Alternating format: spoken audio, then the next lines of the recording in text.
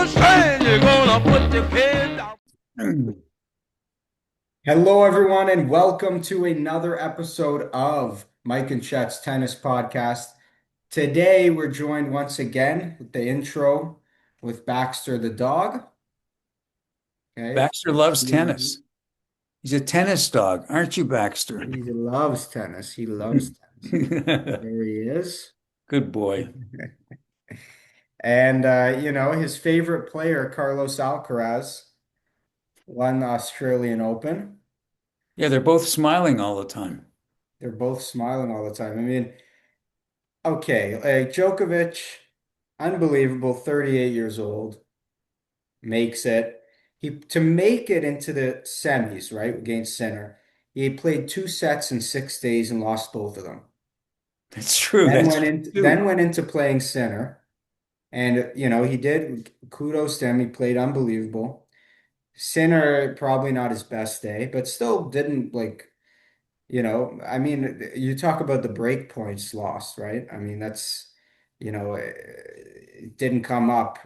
He did not meet the level of play he should have in those situations there when he had a chance to break and fell through. Do you remember the stat on that?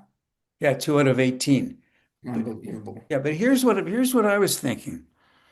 That okay, let's say he's up love 40 on Djokovic. He's Right. got 3 break points. If he wins one, he still lost 2 break points, right? So it's Yeah. not as bad as it sounds, Right. but it's still bad. It It's still unheard is. of stat. Yeah. Yeah. I mean, that's the sport, right? I mean, you can get a walkover, people can withdraw, but if Djokovic was on his way out, I think versus Musetti, I don't think he would have figured it out, as the sets went on. Although with Djokovic, you never know, right? It's never say die with him. Yeah, So, what I thought against the Sinner match was I thought, first of all, kudos to Djokovic. He played really well. He's serving well, right. etc. But Sinner was not the usual Sinner. He wouldn't have lost all those rallies if he was the Sinner that you usually see. He was off. Djokovic played really well, and he was off. And same in the finals. I mean, the finals, Djokovic served his way out of a lot of stuff. Just Sinner was just too good. Yeah. But it was still a competitive match. It was a very good match. Yeah, I mean, it was a competitive match. I don't think it was, super one-sided. Um, all the way through. I think Sinner, he was in it. He could have come back, who knows? But I think it definitely helped the 38-year-old going in a little bit fresher. And then only having a day of rest and then having to play Alcaraz. I mean, it rightfully or logically it caught up to his 38-year-old body. You can't do it.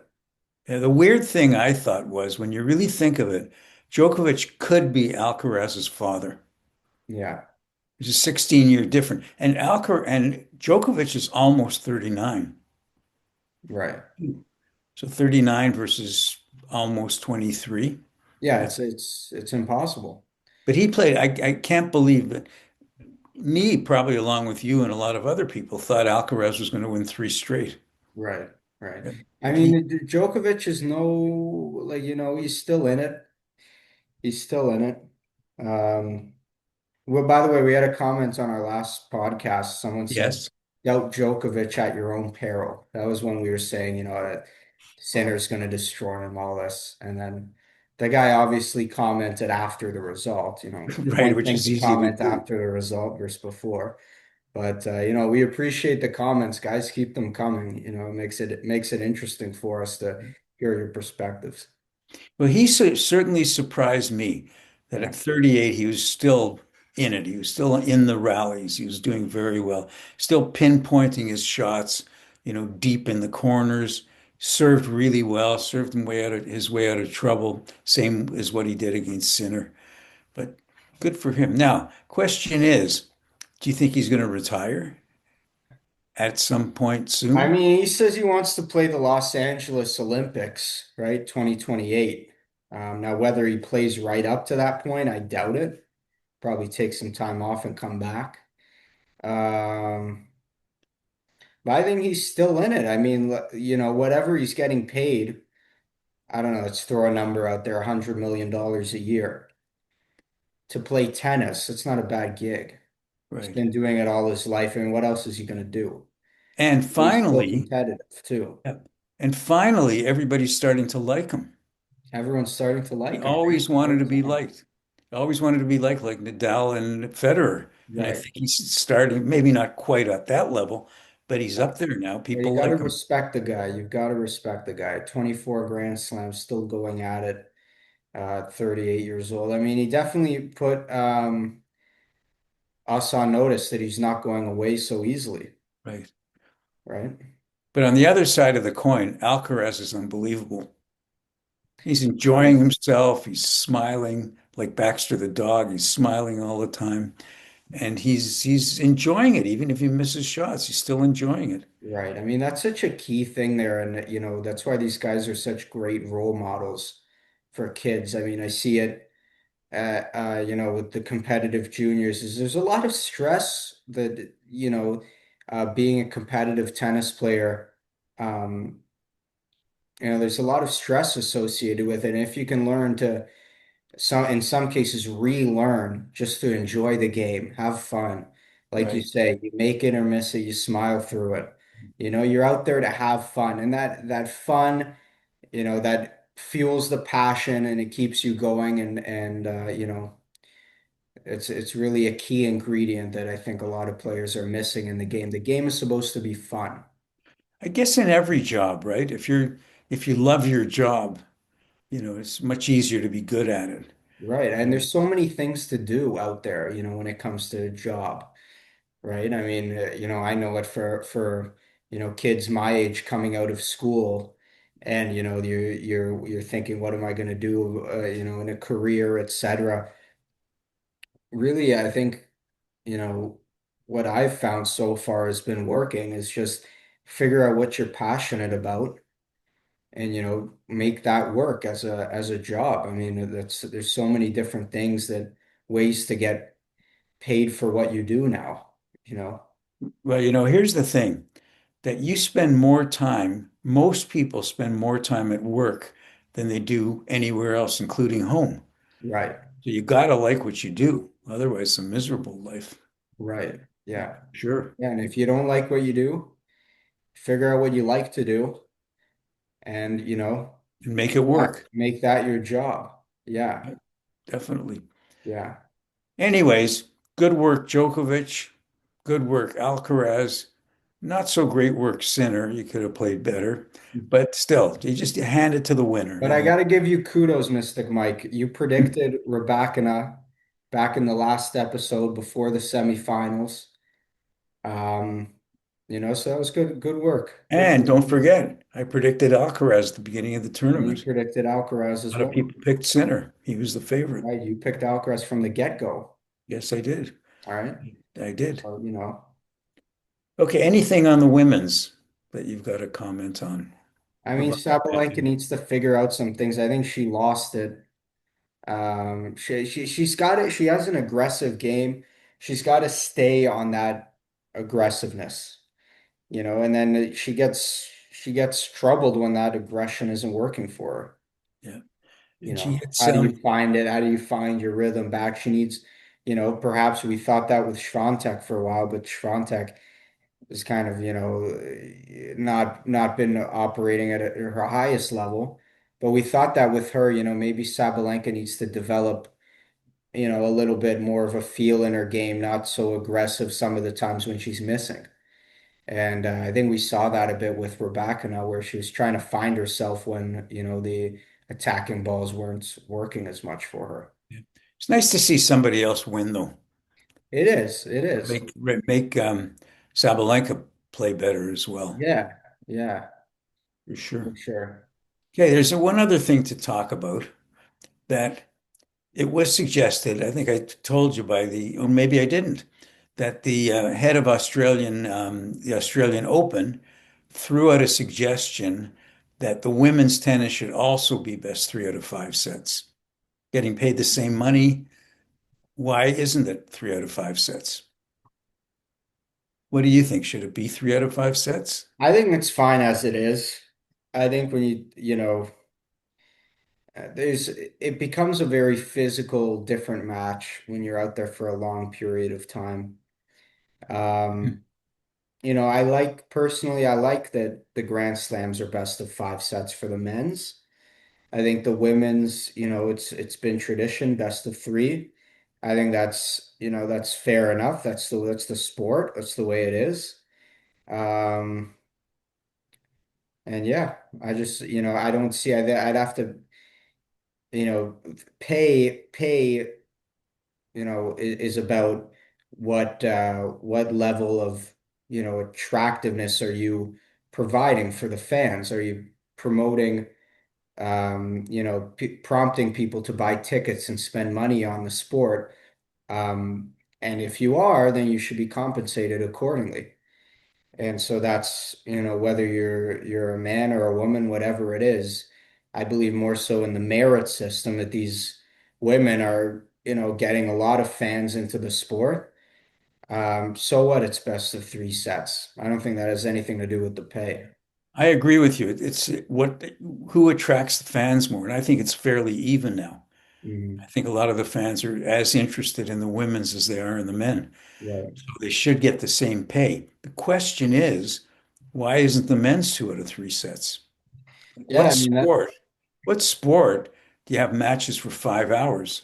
Yeah, I mean the only time you have a best of five is when it's a Grand Slam. So it's Yes, four tournaments in the world that are best of 5 sets for the men, correct. right? And it's just tradition that okay, we're making this, you know, maybe a little bit more of a long game. See, if it's a close match, let's keep it going. And I don't really have an answer to that. I'm more on the side of tradition that best of 5 sets, that's just the way the Grand Slams are, that you've got to be in shape for them. They're the bigger events.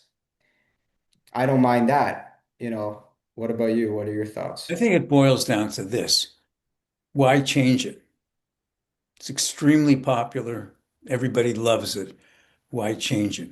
And you Yeah. can't go into, well, they're making the same money as you said, they're making the same money. Why are the women not working as hard as the men? But that's not how it works.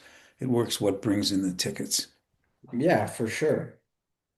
Yeah, so I think they're going to keep it. But I think if they were to change it in any way, they should make the men's 2 out of 3 like all the rest of the year. Yeah, I mean, yeah, so like I like the big event. It's a Grand Slam. Make them work, make them go out there. It's been that way. It's tradition. Yeah, for sure. You've come to expect that. Um, who doesn't want to see a 5 set epic final of the whatever Grand Slam, Wimbledon, US Open? Like that's what tennis fans live for, to see those kind of 5 set, those grueling long matches. And those are the memorable ones. So why take that away? To me, that doesn't make sense. Where there is an argument though, I think is, now they're extending the Masters to 10-day events rather than just the 7 days, I don't agree with that. expanding the draw. I don't agree with that. I think that should definitely stay the same. And these players, they get injured. It's kind of like a rite of passage now. And I don't think that's right in the sport. I don't think it should be that, these players are expected to be injured. I think something needs to be done with the schedule and make sure these players have downtime, time to rehab their injuries, time to even just spend time at home with the family for a bit, Again, for a little bit. So, yeah, I think in that regard, things have to change. excuse me, most sports don't play as much as tennis players play. Yeah. Tennis players, there's no real season. They just play all year. Yeah, they play all year now, basically. I think at least have it like a good solid 2 months Yeah, off. Like make it like a teacher's gig. Then you have the summer off. Like have a schedule in those 2 months. yeah. So these Or guys at can have some least, time at off. the least, have nothing in December. Right. Maybe the second half of the November and December. The thing is, lead up to the Australian, you've got to have some tournaments in January. So Yeah. Anyway, I I mean, think also, when you talk about timing, I don't know if it's always been like this, but you have when's the French? What month is the French in? French is the end of April, I think. End of April. No, no, wait a Yeah. second. End of April, right? Yeah, April January, you into have the May. Australian. Because End of July, beginning of August, Wimbledon. And end of August, beginning of September, US Open. I think Wimbledon's the end of June, isn't it? Is it June or July? I thought in my Let me head I check have that. it end of Look that July, up, but but I I think could it's the be end of June. mistaken. Because the end of the Wimbledon French, and then they 2026. always have about 3 weeks Oh yeah, apart. you're right. End of June to July. Okay. Yeah, that's I mean, it's bigger than the slams because they have a lot of masters and other tournaments. So, it's a tough thing that whole pro tour schedule. It's a grueling schedule. And I just, I don't know. We'll see what unfolds, but I have a feeling in the next few years, things are going to change a little bit for the players there. So there was in this Australian Open, there was a lot of kind of cramping. And maybe that's because matches are too long, Yeah, especially in the Australian when it's so hot. it's so hot. Yeah, I mean cramping is.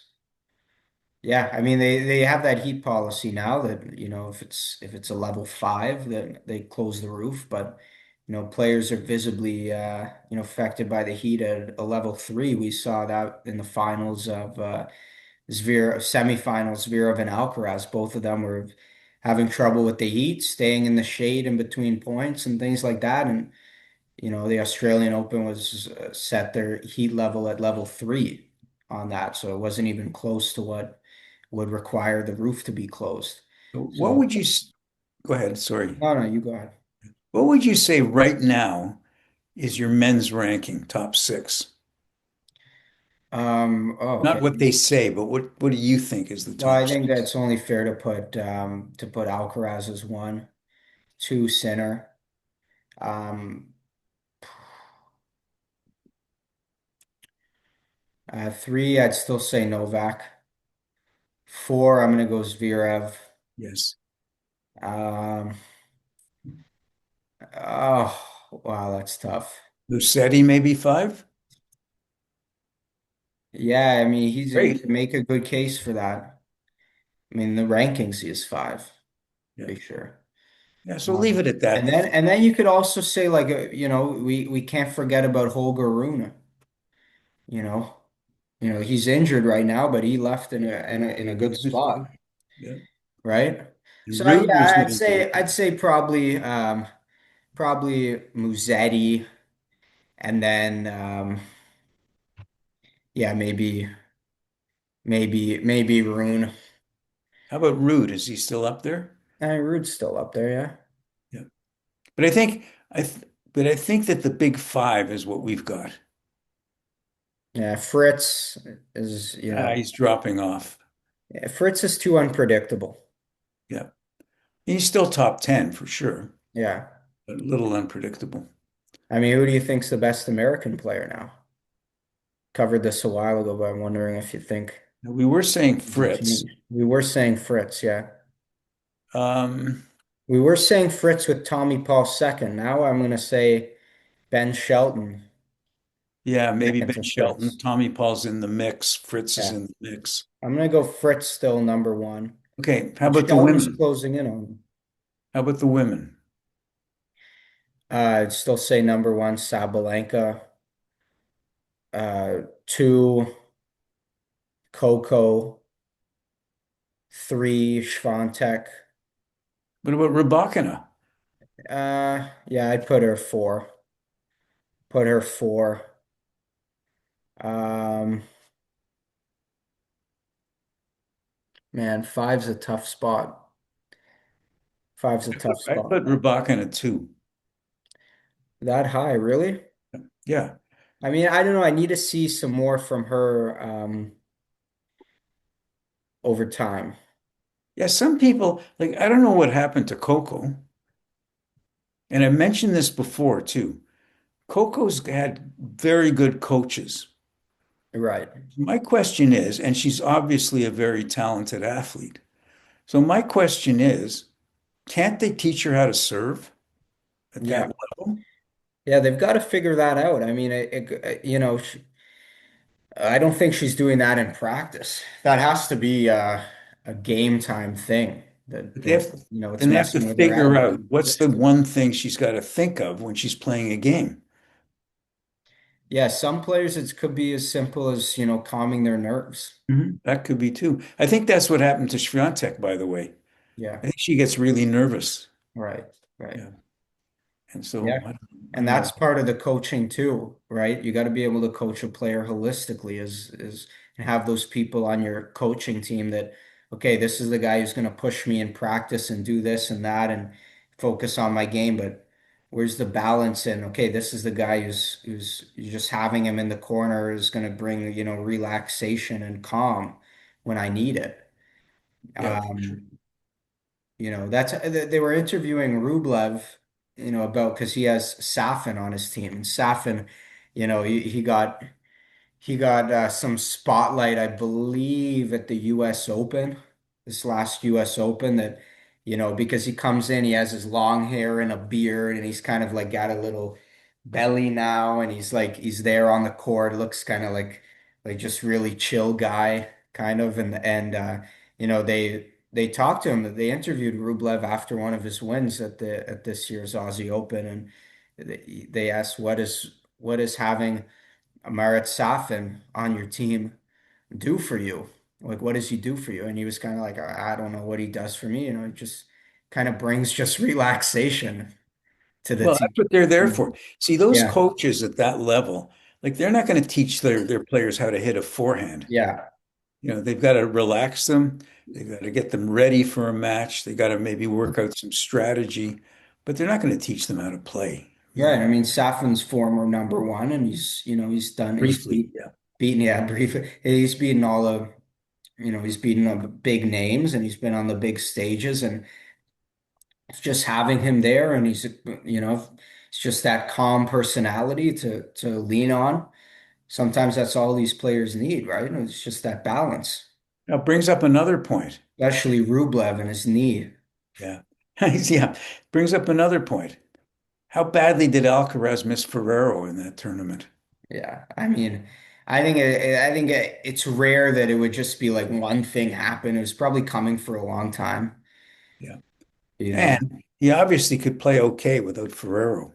Right, Not that Ferrero, I'm not knocking Ferrero, but at right. that level, I mean, he's a brilliant talent. Does it matter Yeah, and really? sometimes, you've done all you can for a player and they need something else. From the time you're 15 to you're 23, it's a huge time in your life. Carlos is probably a completely different person between now and when he was 15 years old. So, those things change. Maybe he needed someone else. What else could he need in his game, though? He's got an unbelievable I don't game. know. It could, yeah, and maybe nothing again. Maybe it had nothing to do with his game. It had to do with the mental side and just the fit, the personality fit, and how what's happening in his life, right? So these He seems to coaches have a that great travel, team. they see them every single day. So if you're not getting along with someone personally for whatever reason, I mean, it's a very personal thing at that level to be someone's coach, travel around the world with them and be on the court with them every day and talking and communicating. Yep. He still has a great team, though. Yeah. His fitness guy is on-court tennis trainer, this guy Lopez. Yeah. Um, I mean, the schedule in terms of big tournaments is a little quieter now. I mean, let's see the next. There's a few 250s. Let's see. Hey, Baxter, when's the next 500 tournament, buddy? well, the Indian Wells is March 1st, I think. Indian Wells is March. Yeah, March 1st, beginning of March. Nice. Yeah. So, Baxter is trying to stop me from typing. yeah. Yes. It's famous for that. Indian Wells. Is that the next big one? I think so. Okay. It's That's in going to it's be in it's exciting. like That's another always a 3 great weeks. tournament. I've heard from everyone that's if you're going to go to a tournament, that's one of the best tournaments to go to. Indian Wells. Yeah. Yeah, one of my former students goes there every year. Yeah. Loves it there. Yeah. supposed to be a nice setting. It is like near Palm Springs, California, Indian Wells near Palm Springs. Yeah. Yeah.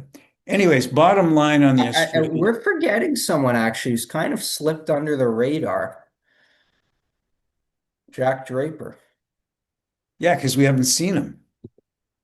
He Yeah, he's wasn't been in the injured. He's Australian been Open. rehabbing. He's 13th. Um, yeah, Mensic's good too, except he defaulted to Djokovic. yeah, that's right. That's I right. think And bottom line on the Australian was it was a great turn, great great tournament. A lot of storylines. Lerner Tien, he did unbelievably. yeah. Guy to watch in the future, for sure. And looking forward to the next one. Yeah. And with that, guys, we're going to wrap it up there. Thank you so much. It was excellent covering the Australian Open, and thank you everyone for following along. And hopefully you keep watching us. Like, comment, subscribe, and let us know if you enjoyed the episode, if you think we should cover anything else. Disagree with us, agree with us. We're happy to see some comments come through and talk with you guys. Definitely. So thanks for joining me, Dad. Great podcast. Thank you. And we will see you next time. See you all next time. Okay. Bye-bye.